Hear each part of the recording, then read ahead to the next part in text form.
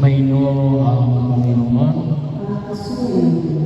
Ngayon po ay dakilang kapistahan na dalawang alagad, si San Pablo at si San Pedro. Ito po ay pinagliliban ng konsusi ng simbahan tuwing June 29. Nagkataon na sa araw na ito ay pumatak sa araw ng linggo.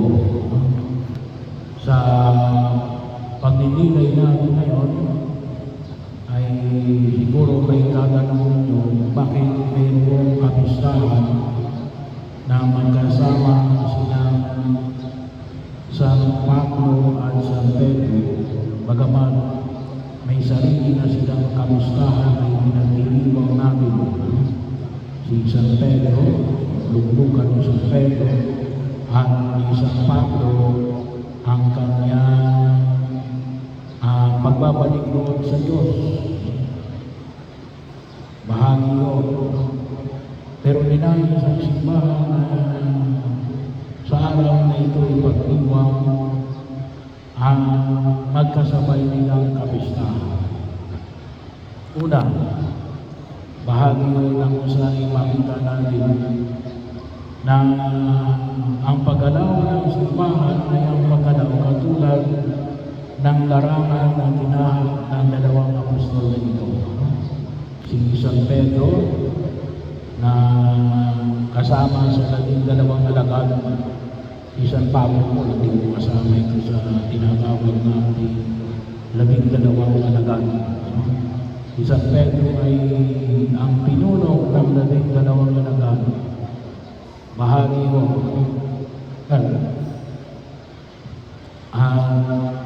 siya ay ininuring na apostol ng mga Hudyo. Kaya yung larangan na tinatahak ng pagkilos na nire-represent ni San Pedro yung pag-uwi inward, yung mga mananampalatayang Israelita na tumanggap sa ating Panginoon sa Kristo. Si San Pablo naman ay nakita natin yung kanyang pagkilos palabas, outward. No, bahagi yung kaya nga sa mga gawa ng mga apostol, nakita natin yung kanyang paglalakbay, yung tinatawag natin missionary journey, pagmimissyon. Tatlong beses siya tumahak sa kanyang missionary journey. Kaya nga nakarating siya sa Galacia, sa Pilipos, sa Efesos. Ito, ano ito mga ito? Ito yung mga tawagin ng natin, yung bahagi na natin. Bahagi ito ngayon ng tinatawag natin Turkey. Bakit? Sa kanyang pagkakahayag ng mabuting balita ng pagdiligtas ng Diyos. So pareho, natumugon sa panawagan ng Diyos. Kasi yung mga Israelita na tumanggap na kay Jesus ay kinakailangan ng patuloy na pag-ubog. Hindi pwede na iwanan na naman yun at sabihin natin na hindi pa naman para sila rin ay maging Kristiyano. Kinakailangan natin na magkaroon ng patuloy na pag-ubog. At bahagi mo sana pagkinabangan natin kasi tutusin mo yung ating pag-ubog ay yung lamang pagsimba natin pag-araw ng linggo at pestang Panginoon. Yun yung tutusin nyo, pwede tayong maghuhugin tayong mga tumanggap na sa ating Panginoon sa Kristo. So yung outward na ay dito sa mga hindi pa nakikilala kay Jesus, yung hindi pa mga Kristiyano, yung hindi pa mga Katoliko, na kinakailangan na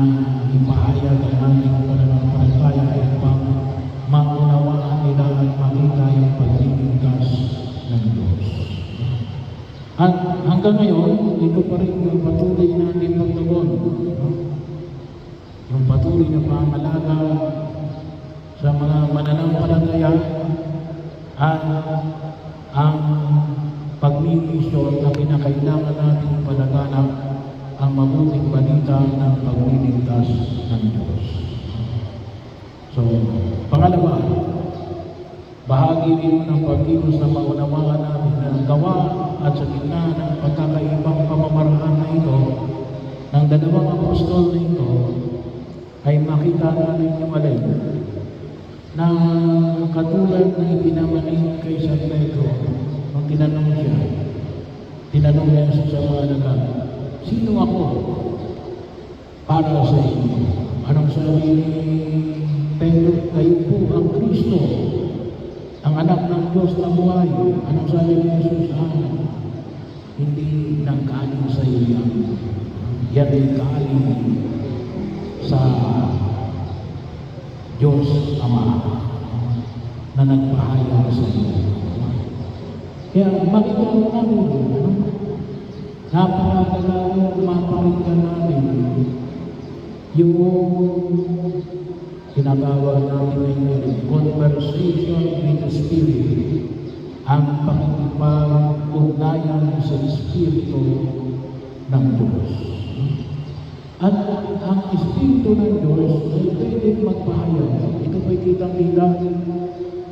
Itong synod o synodality, yung kahalagahan ng pakikinig na makita natin na pwede sa pamamagitan ng pakikinig natin sa lahat ng uri ng tao, sa lahat ng uri ng sitwasyon at ng panahon at ng lugar ay maaaring doon magsalita ang Diyos.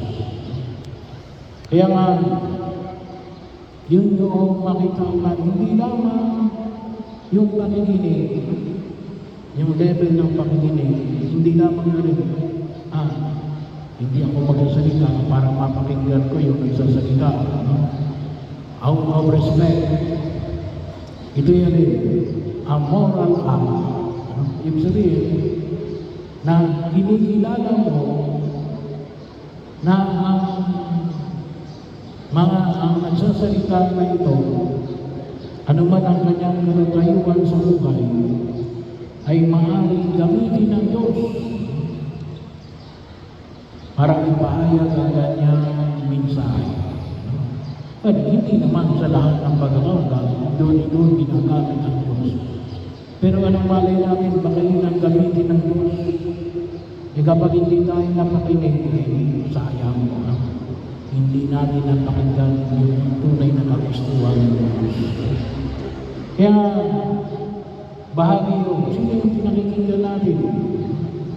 Sino ba kayong mga bumubulong sa atin? At sino yung mga bulong na pinakikinggan natin?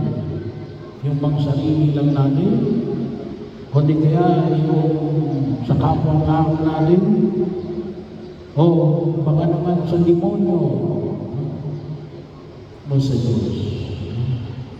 Kayo ng bulong ang pinakikinggan natin. At ang katulad ni San Pedro ay makita natin yung bulong ng Diyos.